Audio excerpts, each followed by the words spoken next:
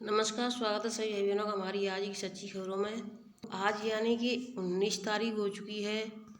तो आप सभी बहनों को पता है कि आज से यानी थीम हमारी चेंज हो चुकी है। तो अब हमारी थीम कौन सी हो चुकी है? थीम यानी तीसरी आ चुकी है। इसकी थीम का नाम है गर्भवती माताओं का स्वास्थ्य और शिशु एवं छोटे बच्चे का आहार। तो यानी गर्भवती माताओं को कौन सा आहार लेना है और शिशु छोटे हैं उनको कौन सा आहार देना है, कितने हिसाब से देना है। दिनांक 19 से 23 मार्च। अगर किसी भाई बहन का रजिस्टर कंप्लीट हो गया है तो हमें सेंड कर दें। अगर किसी का कंप्लीट नहीं हुआ है तो हमसे बोले तो हम अपना रजिस्टर इसी पर डाल देंगे। पूरा जैसे 23 तारीख हो जाती है तो हम पूरा कंप्लीट करके डाल देंगे। तो 19 तारीख में आपको क्या करना है? सामुदायिक आधारित संवेदीकरण सत्रों का आयोजन विषय रूप से पुरुष सदस्यों के लिए, ताकि वे अपने घरों में गर्भाधारण के समय उचित रूप से देखभाल कर सकें एवं सामुदायिक स्तर पर सहयोग प्रदान कर सकें। यानी कि अगर जिनके घर में गर्भवती महिला है, छोटे बच्चे हैं, तो खासकर उस घर के पुरुषों को बताना है कि जब तक, देखिए ये बात अलग है कि महिलाएं को बताना जरूरी है, लेकिन हम जब तक पुरुषों को नहीं समझाएंगे, नहीं जानकारी देंगे, तो वो जब सामान लेकर के नहीं आएंगे तो महिलाएं कहाँ से बनाएंगी, कहाँ से खाएंगी। हर चीज़ का एक नियम होता है हर इंसान के घर में। तो हमें जो जैसा होता है उसी के हिसाब से उसको मेंटेन करना होता है। इसमें देखिए बाल विकास एवं पुष्टार विभाग, पंचायती राज विभाग, इनका यानी सहयोग रहेगा।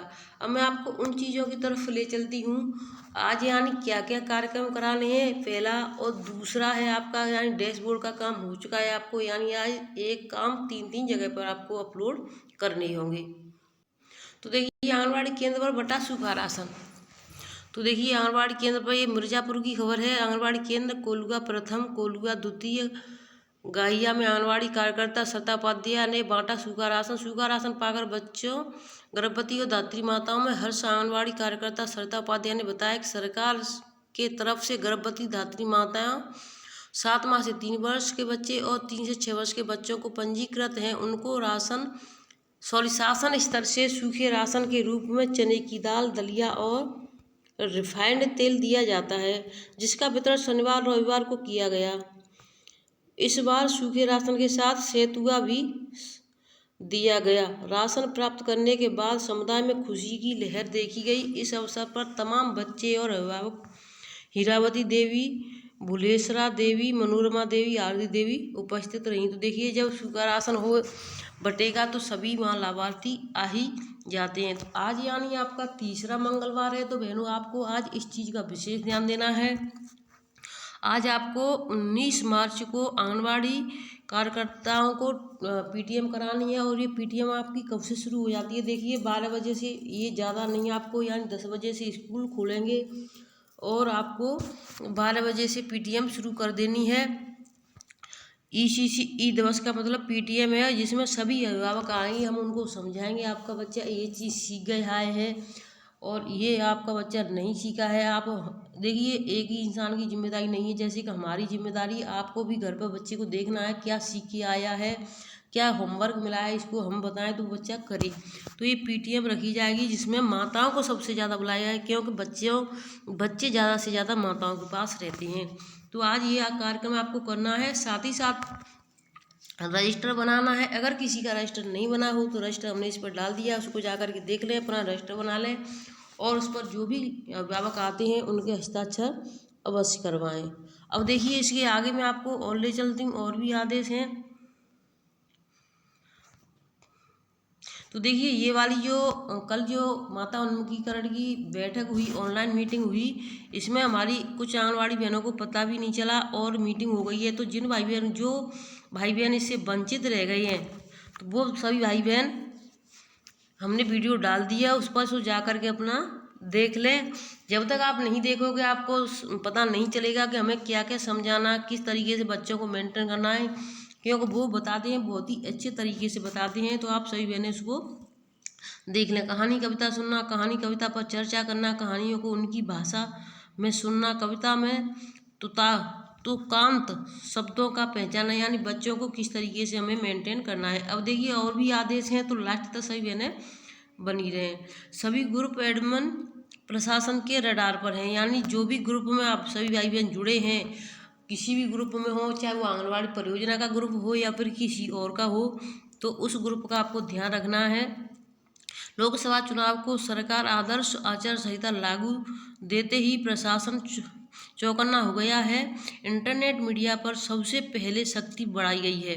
प्रशासनिक अधिकारियों द्वारा सभी ग्रुप एडमिन को फोन पर आचार संहिता का पता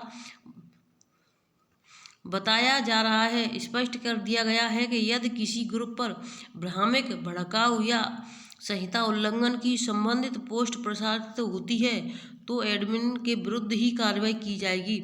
शनिवार दोपहर निर्वाचन आयोग ने लोकसभा चुनाव को लेकर आदर्श आचार संहिता लागू कर दी। नियमों का उल्लंघन न हो इसके लिए रविवार को सबसे पहले जिला सूचना कार्यालय द्वारा व्हाट्सएप, फेसबुक, इंस्टाग्राम, ट्विटर और टेलीग्राम का संचालन करने वाले ग्रुप एडमिनों से संपर्क साधा।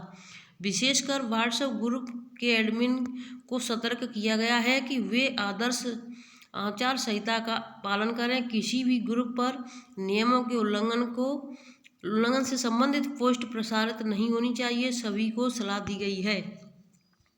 तो आप सभी भाई बहन इस चीज़ का विशेष ध्यान दें। आप किसी भी ग्रुप में जुड़े हैं तो कोई भी ऐसी भड़काऊ या फिर ऐसी कोई पोस्ट ना करें।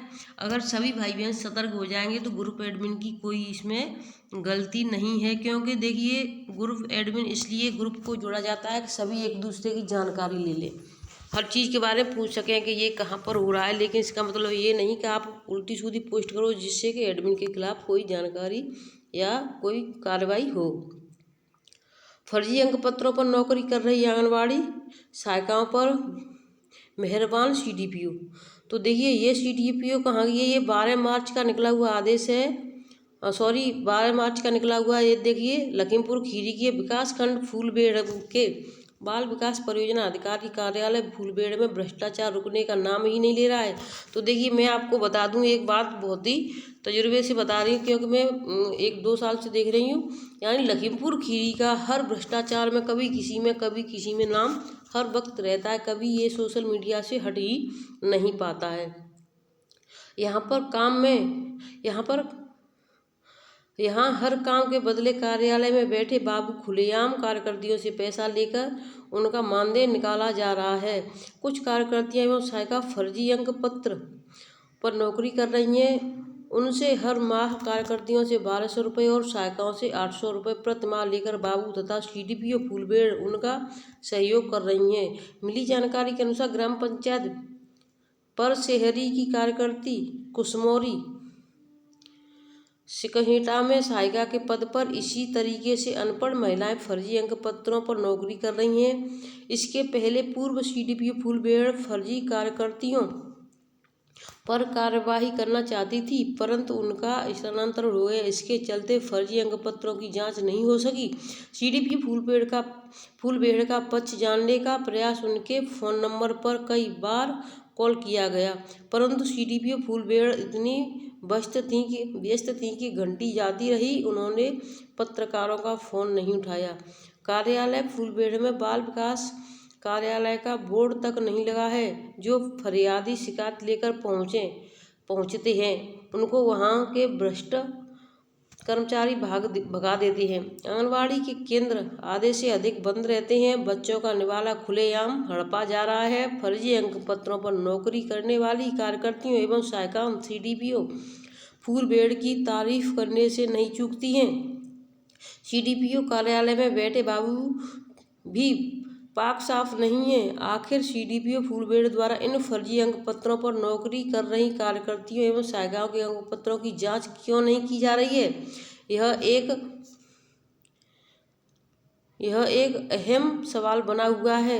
देखना अब यह है कि बाल विकास परियोजना के जिम्मेदारों की कुंभकर्णी नींद टूटती है और कराई जाती है सहायिका एवं कार्यकर्तियों के अंक पत्रों की जांच, या फिर यूं ही बंदी महावारी लेकर दिया जाता रहेगा संरक्षण और सरकारी कोष को लगाया जाता रहेगा चूना।